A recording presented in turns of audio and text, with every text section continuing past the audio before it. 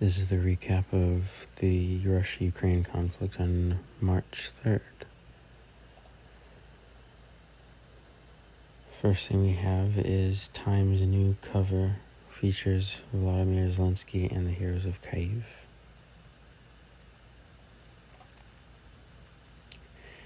Next article we have, or tweet, is Russian landing force waiting off the coast of Crimea in the Black Sea. Looks like those Russians in the Ivan Grin class that transited through the English Channel a month ago. You can see them right back there, and there, and there. They're all there. See them out there. And then Ukrainians are selling used Russian tanks on eBay, which I find absolutely hilarious.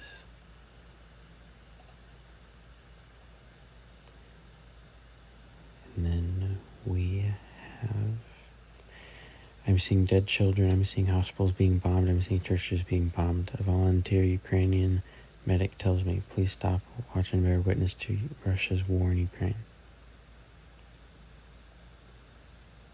And this is essentially them talking. I don't think they show anything.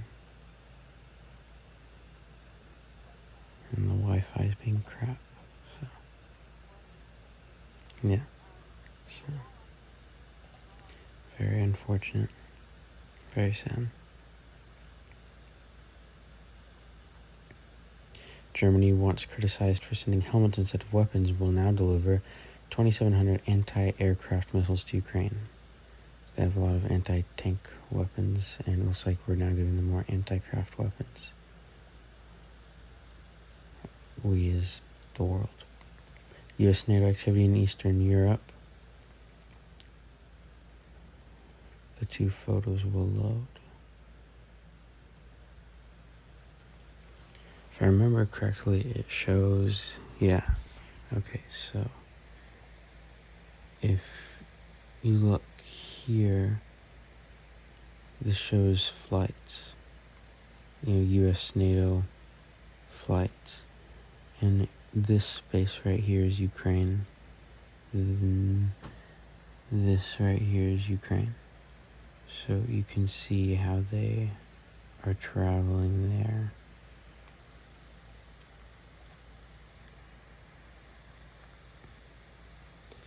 Legend, imagine the bravery. Ukrainians are amazing. So, I actually saw this in a CNN article earlier. But these Ukrainians stood up to the Russian forces. When you're invading Kyiv at 4, but still follow the nation's traffic law. I had not seen that. That's pretty good.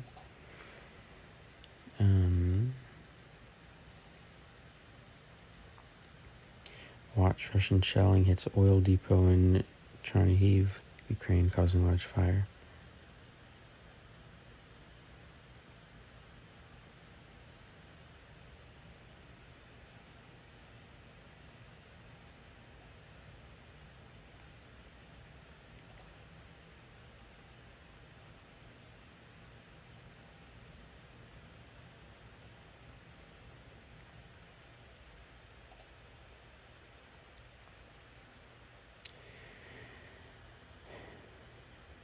Cargo ship in Ukraine hit by a missile, killing one crew member from Bangladesh. Which, this is actually some interesting footage. I haven't seen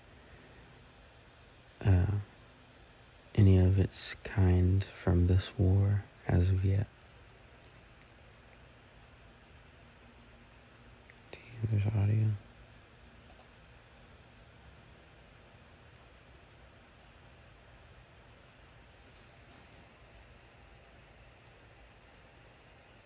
No, not really. No, a little bit. Yeah.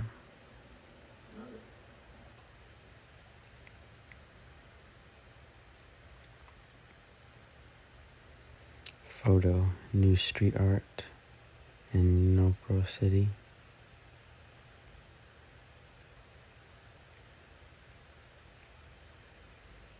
He says Putler Busters.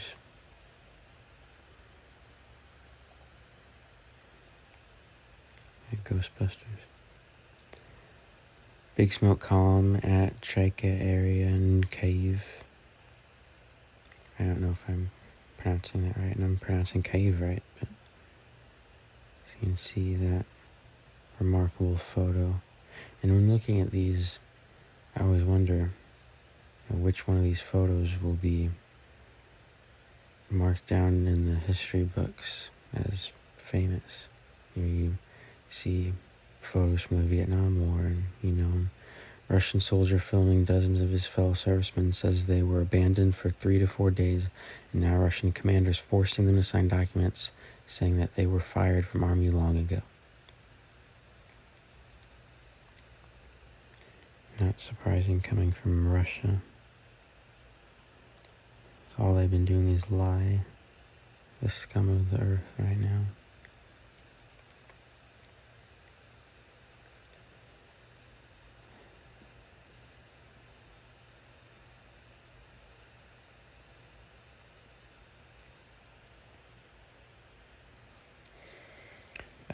This Finnish war veteran said, "To the people of Ukraine, I say keep up the fight, beat them Russians. For the younger generations of Finns now witnessing war for the first time, I say this. When the going gets tough, just remember what we veterans already once did." Very nice.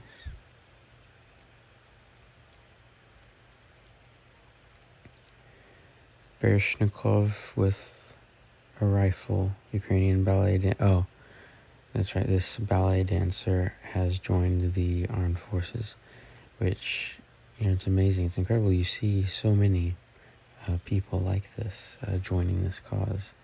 I saw an article earlier today talking about how a pro tennis player has come back to Ukraine and is now fighting with them. Melitopol Ukrainians welcomed the liberators.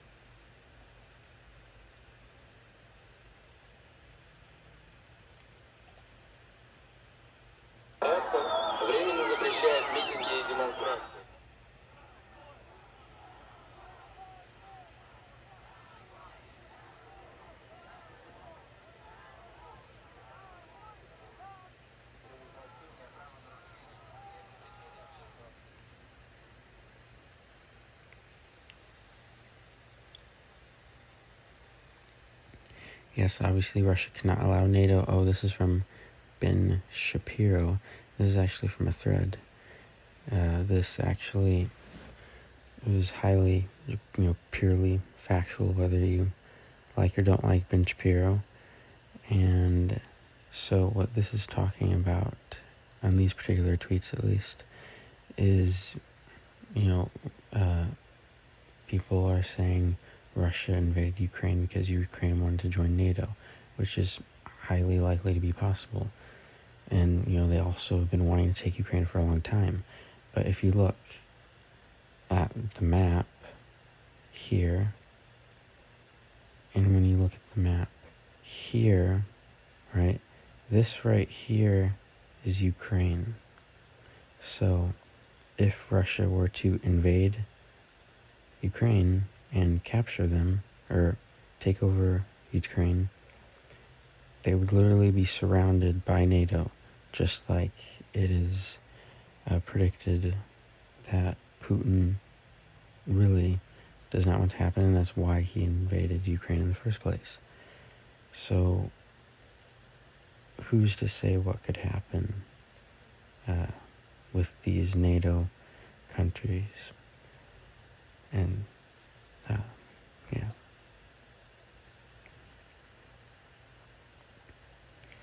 Moldova president signs application to join the European Union following Georgia and Ukraine. I find this interesting because reports indicate that Russia might attempt to invade Moldova after Ukraine. So that will be an interesting Story to follow as it develops. Ukraine president says if allies won't enforce no-fly zone, then they should give up planes. Or should give us planes, sorry.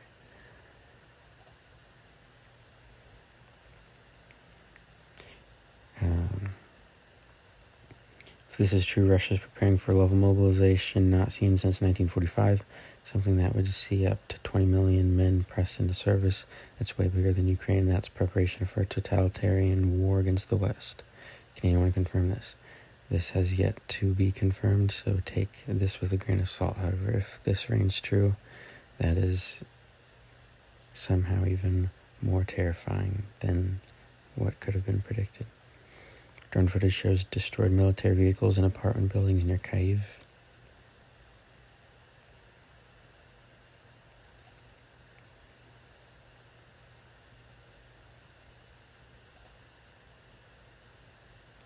I mean, the level of destruction. I mean, this is the capital of Ukraine.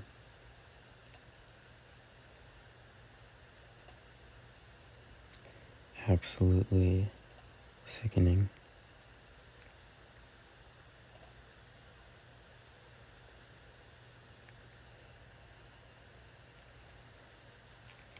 Russia's obviously a major military power, but they don't have an unlimited supply of guided rockets and missiles. For the first time, there are indications they are reaching the numbers set aside for this invasion. That is from Senator Marco Rubio.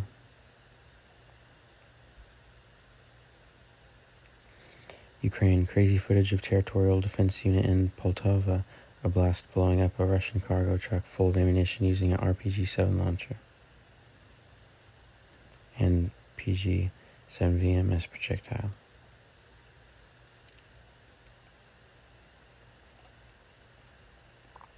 So here is the RPG, and you can see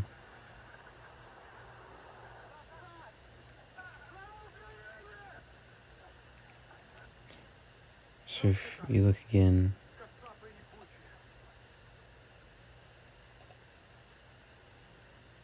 right here you can see the truck right here,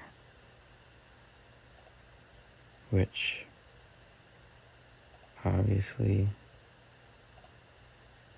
is not there for long.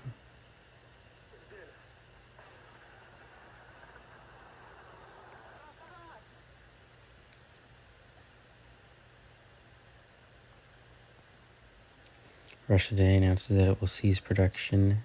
U.S. production company responsible for RT America has laid off majority of its staff after it was dropped by DirecTV, one of the main television providers that carried the network. So for those that don't know, as discussed yesterday, Russia Today is a Russian propaganda network. Breaking: Russia appears to have blocked the website of BBC Russian, which the BBC is, of course, a media outlet.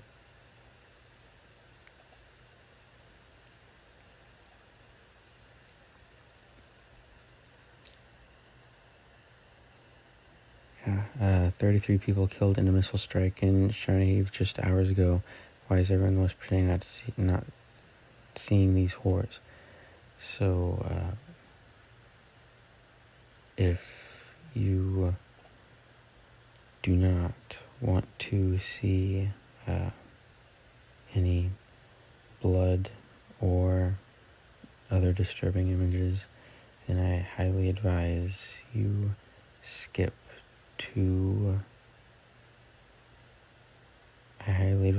a minute from right now.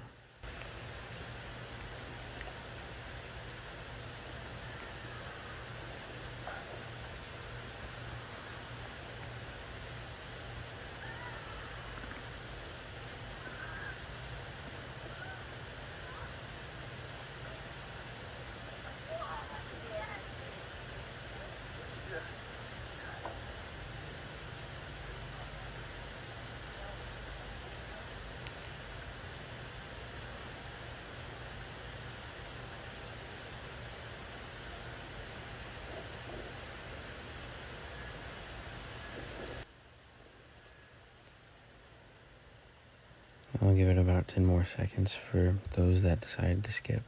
But obviously, absolutely horrifying and disgusting of Russia.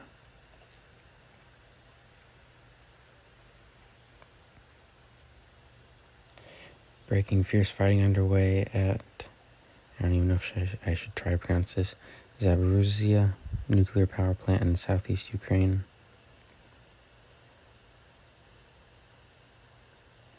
Now, I don't think I'm going necessarily off the rails by saying this is incredibly stupid of Russia to be doing by a nuclear power plant. The largest in Europe, actually.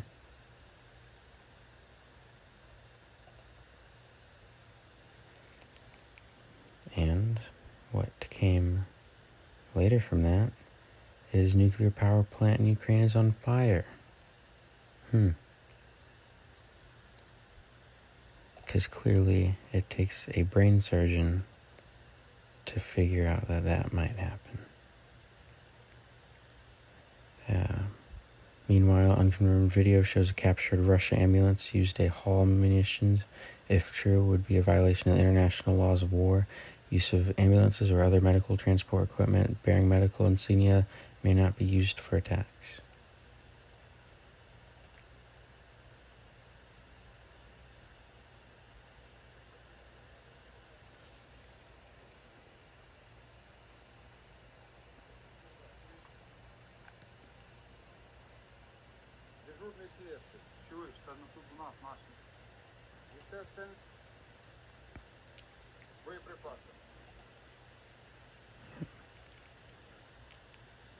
But as stated, is unconfirmed.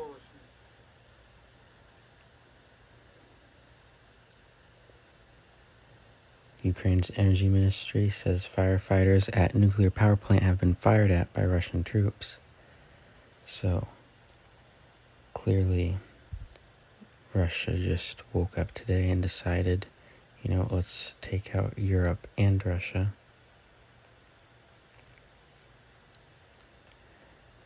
Breaking firefighters gain access to nuclear power plant in Ukraine where an administrative building is on fire.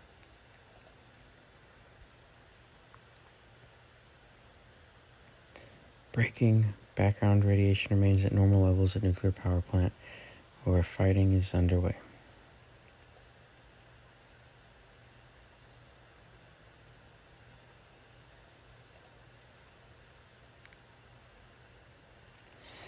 In a phone call, according to the White House, the President of the United States joined President Zelensky in urging Russia, quote, to cease its military activities in the area and allow firefighters and emergency responders to access the site, end quote, of the nuclear power plant. As you can see here, President Joe Biden got on a phone call and spoke with President Zelensky, and they discussed the activities of what was going on, and both joined together in urging Russia to cease its military activities in the area.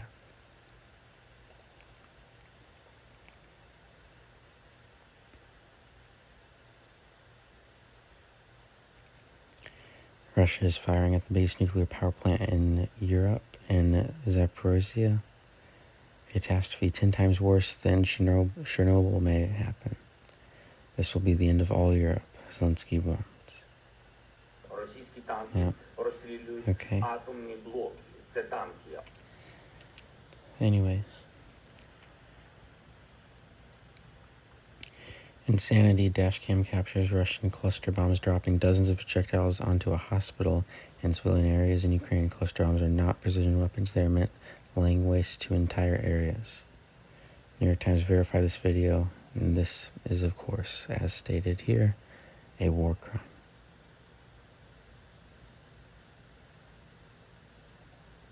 You can see the projectiles here, and all across here.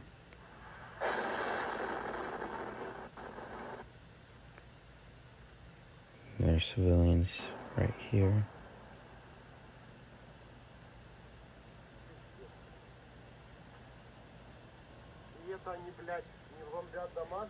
And this is what they call,